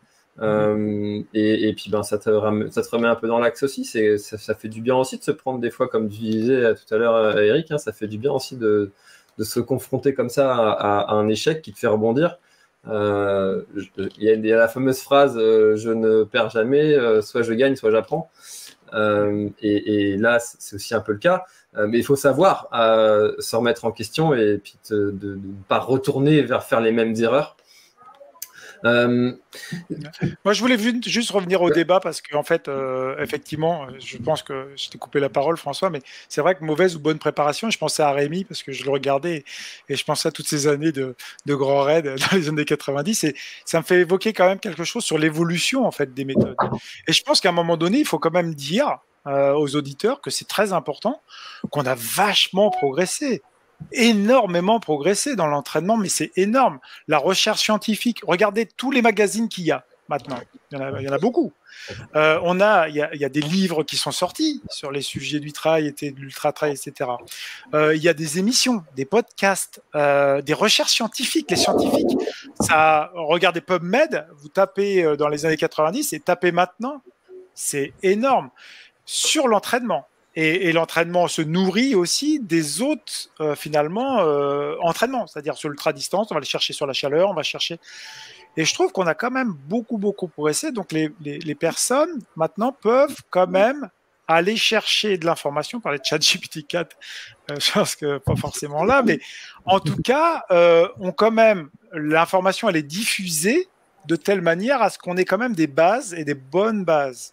Et après, c'est juste, en fait, je pense, un problème, Sébastien et Rémi le disaient, l'ego, si tu veux, qui va un peu être trop surdimensionné à un moment donné, qui va ne pas donner du sens, en fait, à la finalité de la truc. Le sens, c'est mettre une finalité, un objectif, l'ordonner et le contrôler. Et en fait, c'est là où ça bloque un peu, parfois, c'est-à-dire que les personnes essayent d'ordonner tant bien que mal, ils connaissent, mais après, ils ne contrôlent plus. C'est-à-dire, ils vont partir comme des fous sur le départ, ils ne vont pas gérer certaines choses d'un point de vue mental, ils ne vont pas être à leur allure, ils vont aller faire des entraînements autres parce qu'ils vont être influencés par... Voilà. Mais on a énormément progressé, je pense, dans les connaissances qu'on peut apporter à l'entraînement.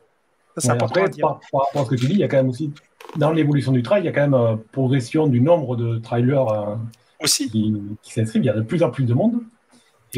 Et en parallèle, de la banalisation aussi de l'ultra, quoi, de la longue distance. Ces deux facteurs influent. Alors, c'est vrai qu'il y a de plus en plus d'études sur la préparation et de bouquins, comme tu dis et tout. Mais il y a tellement de monde qui ont envie de pratiquer le ultra que, bon, ça, tu vois, il y a peut-être la problématique est de plus en plus grande par rapport au fait que même si on a de plus en plus de possibilités de mieux se préparer, il y en a beaucoup qui, bon, voilà, quoi, il y a tellement de monde qu'il y a tellement d'exemples c'est un peu exponentiel. Voilà, et ce que tu dis, c'est intéressant et c'est vrai qu'il y a une massification. C'est ça, mais justement, c'est là où c'est le reflet de notre société aussi. C'est-à-dire que tant mieux. Parce que si les gens mettent à justement pratiquer, c'est quand même une bonne chose. En fait, c'est une sorte de nudge de faire du trail. C'est-à-dire déjà, on va quand même faire gaffe à son alimentation, on va quand même être un peu plus sensible à l'environnement, etc. Dès l'instant où tu rentres dans une pratique comme le trail, quand même, tu es obligé, à un moment donné, ça n'empêche pas, il y aura toujours des personnes qui seront très, très brutes de décoffrage et qui ne feront pas gaffe à tout ça. Et voilà, mais l'idée, c'est ça, en fait. Et je pense que ça rejoint la conversation qu'on a eue tout à l'heure, notamment sur le premier sujet. Je pense qu'il faut mêler l'ensemble et c'est au carrefour justement de pas mal de choses qu'on pourra peut-être faire entre guillemets des trailers cultivés, lucides, tu vois, reliés à la pratique. Et je pense que c'est quand même une bonne discipline, je trouve, pour ça. Et puis ça va avec l'augmentation des résultats aussi parce que les performances, moi j'ai quelques copains qui tournent devant et quand ils me disent purée, j'ai regardé les chronos, si j'avais fait la même chose, le même chrono il y a 2 ans, 3 ans, 4 ans, j'aurais fait le top 10, là je suis dans le 50 et on voit sur la fameuse course de l'UTMB où ça y est, les 20 heures sont passées. Ça va aussi avec l'augmentation de toutes ces connaissances et de ces méthodes d'entraînement qui augmente les notions de performance. Donc, finalement, tout est plutôt positif sur ce sujet-là, j'ai l'impression. Il y a la technologie aussi qui permet ça. Je veux dire, les chaussures de trail ou les sacs d'hydratation, les tenues, il y a 10 ans et à aujourd'hui a complètement évolué et aide aussi à avoir des performances plus rapides.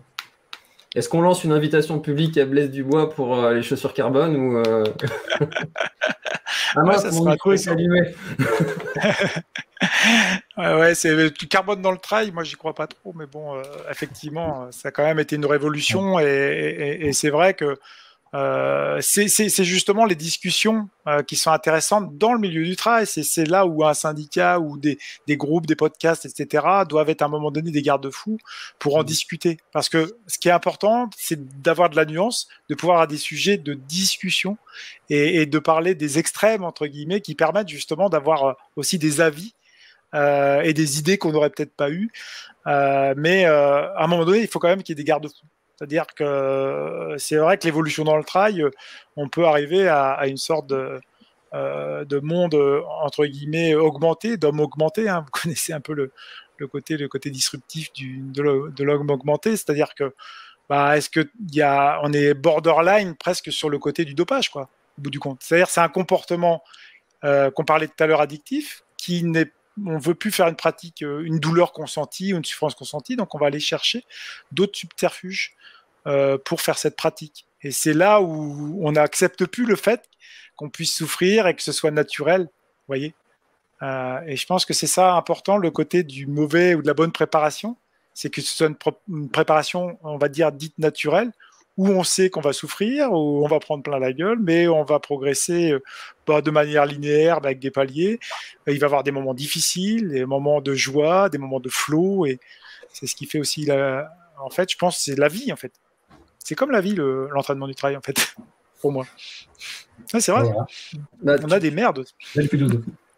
Tu as parlé de dopage et ça c'est un des sujets qu'on s'est noté aussi avec Rémi pour parler aussi de ces sujets-là. On a déjà explosé notre petite le temps. barrière horaire de 18 minutes. Est-ce que il y en a l'un d'entre vous souhaite intervenir peut-être pour clôturer ou notre échange et puis après je présenterai la future date, la prochaine date et avec les potentiels thèmes dont on va parler. Non, moi je dirais juste. Marqué, là, Ah ouais, tu voulais continuer sur le sujet ou non? Non, je voulais juste dire pratiquer. Voilà, le trail, l'ultra trail, c'est génial. Vous allez vous éclater. Voilà, moi je dis, c'est une discipline. Non, sincèrement, Ouais, malgré tous les débats qu'on peut faire, c'est une super discipline, vraiment. Bon, après, moi je voulais juste pour conclure, comme disait François, c'était plus si vous aviez quelque chose dans les dernières semaines ou mois qui vous a marqué, pour conclure un peu, c'est hors débat, qui vous a marqué dans le monde du trail, ou un athlète, ou un événement, ou quelque chose qui vous tient à cœur. Sébastien, je t'envoie la balle. Non. Merci. Non, rien. Tu peux réfléchir. Non. Comment? Tu peux t'as le temps de réfléchir un peu si tu veux. Non. Qu'est-ce qui m'a marqué au niveau du trail récemment? Pas grand-chose. Je veux dire, où vont être les limites? C'est ça, Eric. Comme tu disais, les garde-fous, où ils sont et où ils vont être. Parce que, comme tu dis, on est en train de banaliser l'effort. Bon, ça reste quand même de la course à pied, c'est bénéfique pour l'organisme et tout, mais jusqu'à quel point? Je pense que le plus important, c'est que chacun est conscient de qui il est, ce qu'il faut faire, qui se confronte à cet effort physique qui va lui permettre, dans la vie de tous les jours, de fournir des efforts intellectuels et de le faire grandir et évoluer. Tu disais, l'entraînement, c'est la vie, le trail, c'est la vie, mais le trail peut être vu d'un point de vue initiatique aussi comme une vie, donc c'est très bien. Et si on peut le faire avec une conscience en plus écologique et utile, qui commence tout simplement à prendre ses baskets, plaque carbone ou pas, et puis partir autour de chez soi et ramasser quelques déchets, c'est pratiquement gagné, quoi. Voilà. En tout cas, merci à vous trois, c'est un plaisir de vous voir. Rémi, je te voyais au bord des sentiers en train de prendre des photos sur le GRP notamment. Et Eric, François, on se verra sur le 42 cette année. La petite. Non, je rigole. Oui, la petite, non, mais c'est clair. Moi, je pense que les ultras, c'est sous-conscient. Et c'est déjà bien. Et Eric, François, c'était un moment d'échange. C'était vraiment très, très intéressant. Et je ne manquerai pas de suivre le prochain numéro de Planète Trail et le prochain Running Mag également. Voilà, merci à vous en tout cas. Ouais, moi, si je peux prendre le relais, à part l'abandon de François Hinault, ce qui m'a marqué dans le trail et l'ultra trail en ce moment. Non, c'est le côté de la diversification des modèles qu'on a maintenant dans le trail. Ça sera peut-être un sujet, et je crois que vous en parlez aussi pas mal, c'est-à-dire les Golden Trail Series, on est by UTMB, on a les championnats de France, etc. Et on est un petit peu paumé en fait. Voilà, c'est tout. Voilà, on est paumé. Voilà, moi ce qui me marque en ce moment, c'est qu'on ne sait plus qui est le plus fort, à part les grands noms, mais qui gagnent l'UTMB, mais finalement au bout du compte, champion du monde de trail ou ça va être celui qui va gagner les Golden Trail Series ou Zegama. Voilà. Non, c'est juste ça. Après. C'est bien que la pratique se diversifie, mais d'un point de vue compétitif, la visibilité, c'est plus compliqué, je pense, pour les médias. Voilà. Alors, avant que Rémi partage sa petite anecdote qui l'a marqué, hein, Rémi, tu vas y passer aussi. Moi, je tiens à préciser que j'ai su que des Bretons avaient passé des lignes d'arrivée sans drapeau, et ça m'a profondément choqué. Je tiens à ce que chaque Breton prenne un drapeau avec lui et qu'on intensifie ce mouvement. C'est du communautarisme, ça. Non, bon, c'était pour terminer un petit peu tranquillement. Et toi, Rémi, qu'est-ce qui t'a marqué sur cette dernière... Non, alors, j'y avais pas réfléchi, mais comme Karine n'est plus là et que j'en avais parlé avec elle déjà au téléphone, c'est dommage qu'elle soit pas intervenue quand même, je l'aurais bien aimé. Et elle m'avait parlé d'Aurélien Sanchez qui a gagné la Barclay, et comme il habite pas loin de chez elle, donc, et de chez moi du coup. Mais donc c'était juste pour revenir là-dessus, parce que c'était quand même il n'y a pas si longtemps que ça, et il a quand même réussi quelque chose d'assez extraordinaire. Alors après, c'est un autre débat de savoir si la Barclay c'est un trail ou pas, mais au moins il a quand même réussi un super exploit. Et je reprends un peu ce que voulait dire Karine pour faire comme si Karine était encore là avec nous, parce que la pauvre quand même elle était invitée et qu'elle doit râler de ne pas avoir de connexion. Donc voilà, un petit coucou à Karine et du coup à Aurélien aussi pour son superbe exploit. Voilà. Ouais, bravo. C'est vrai que c'était assez exceptionnel et intense à suivre son exploit. Et puis en plus, c'est quelqu'un qui parle très bien et il a fait pas mal d'interventions sur pas mal de podcasts différents. Donc, je vous invite à aller écouter aussi son histoire et à découvrir qui il est parce que c'est vraiment quelqu'un de très bien et très sympa en plus de ça. Du coup, notre prochaine émission sera le mercredi 28 juin et il faut savoir aussi que vous pouvez écouter toutes les émissions en podcast sur l'Instant Outdoor et aussi en replay sur Running Mag et La Planète Rail sur YouTube. Et donc, en prochain sujet, alors on n'est pas encore défini, on parlera peut-être des compétitions par forte chaleur qui sont interdites. Ça commence à tomber, ce genre d'interdiction. On pourra aussi parler des sujets, on en a parlé un petit peu, du dopage. Est-ce qu'il y a du dopage ou est-ce que finalement les contrôles sont encore en dessous de ce qui devrait être fait? Est-ce que on pourra aussi parler des courses 100% féminines? C'est aussi un de nos sujets. Est-ce que c'est bien, pas bien? Quelle est la nuance là-dedans? On a plein de sujets comme ça qui nous intéressent et qui nous passionnent. Et n'hésitez pas à nous faire remonter justement tous les sujets qui vous aussi vous intéressent, qu'on fasse intervenir des gens qui sont vraiment spécialistes de ces sujets-là et d'apporter en fait des contradictions aussi pour faire naître et ouvrir le débat. Soyez acteurs de cette émission et si on parlait trail.